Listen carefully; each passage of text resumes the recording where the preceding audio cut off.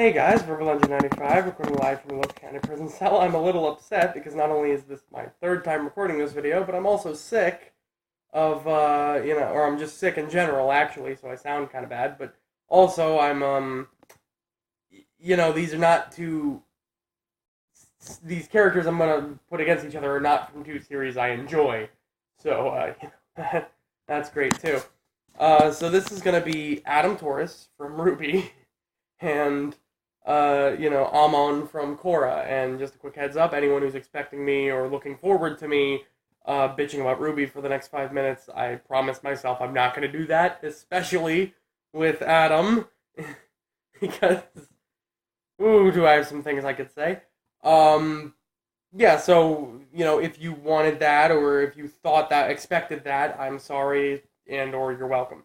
So let's just get started here because I really want to get this done. Adam was one of the founding members of the White Fang, and through many collusions, murders, and betrayals, ended up being its leader for a short amount of time. Part of that is due to his ability and his skill as a fighter. He's got his weapon, Wilton Blush, which I totally didn't look up, but it's a sword. And it has a hilt, and the hilt is apparently a rifle, even though I've never seen him use it as a rifle, but apparently he can, so that's great.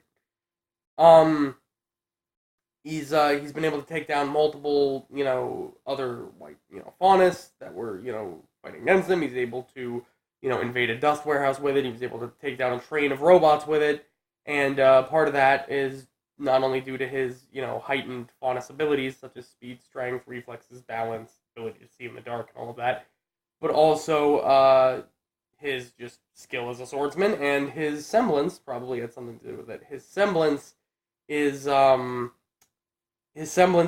ability to absorb kinetic energy, or to allow an object he's holding to absorb kinetic energy from hits that he takes, and use like powerful focused attacks that redisperse this energy, right?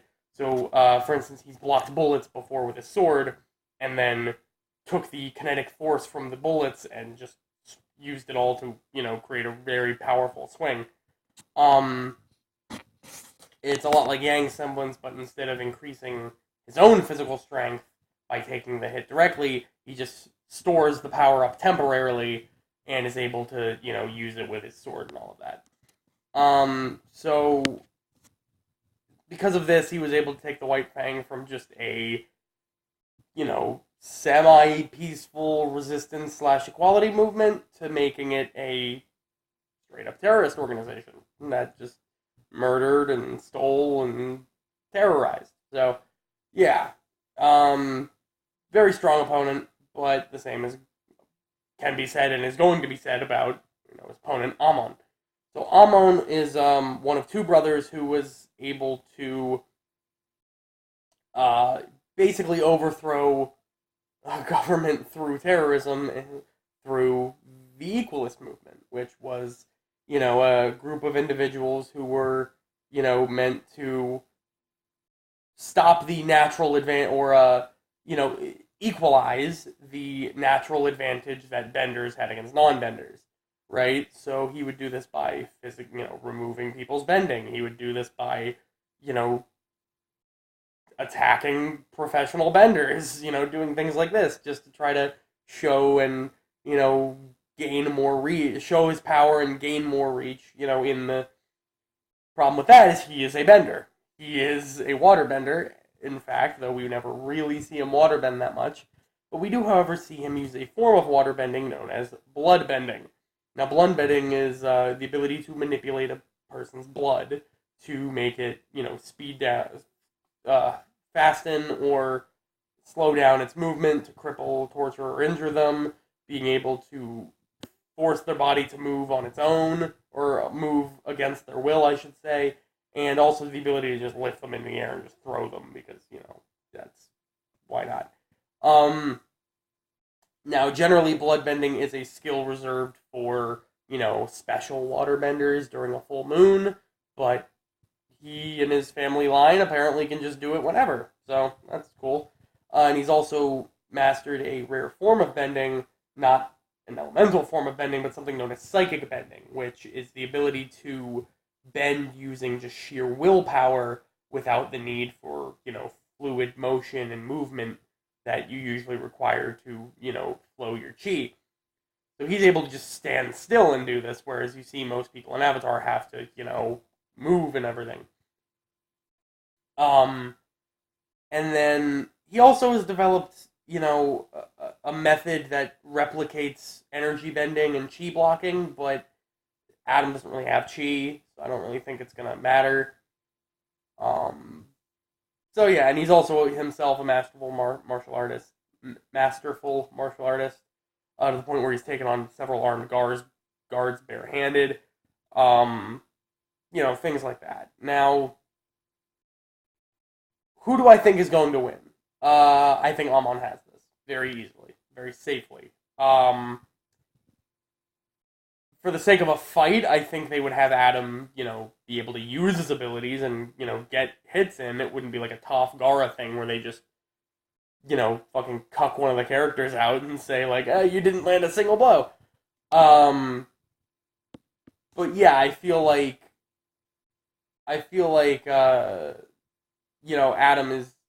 Adam has definitely got the advantages physically, but not to the degree where it overcomes all of these crippling disadvantages that he has. Allen can literally just control him from within. And, there's chi, what if he tries to use chi blocking and it doesn't work? Well, what Adam does, his semblance isn't similar enough to bending that Amon would think that it's bending. And also, like, that's all Adam does is basically just use, brute force and full on contact. Like, he just runs in and swings at you. It's not. He doesn't, he doesn't throw fire at you or anything. He doesn't have any, like, real versatility. He just runs at you as fast as he can and tries to cut you in half. Tries to take your head off. Like, that's really all he does. And he has to be able to move to do that. Like, Amon can just manipulate his blood and he can do all sorts of crazy things to Adam, and Adam is kind of powerless to prevent it. Not only that, Adam's semblance relies on, large kinetic energy. Like, his semblance is reliant on the other person. So, like, unless he's gonna sit there and block punches with a sword, there's not a lot of kinetic energy being thrown around in this fight. There's not a lot of, no bullets being shot at him. There's no, there's no rocks or any. If he was going against an earthbender, this would be great. He could block a bunch of rocks with it, and, but Adam's semblance, unfortunately, doesn't really have a lot of use in this fight, which just puts him at a further disadvantage. It's the fact that pretty much everything Adam can do is blocked off by, no pun intended, blocked off by, because she's blocking, blocked off by Amon and the bloodbending, pretty much specifically. And I don't think Adam is fast enough that he's going to just speed blitz and get this in one hit. And even if he could, it's not going to happen literally every time. Like, so, do I think Adam is helpless here? I think if they showed us a fight of this, it would happen, and Adam would be able to get a few hits in. But Amon, I think, is pretty safely the winner here. I'm shaking the camera because I'm gesturing so much. But anyway, really hope I don't have to record this another time. Like I said, I think Amon's going to be the winner. Verbal Engine 95.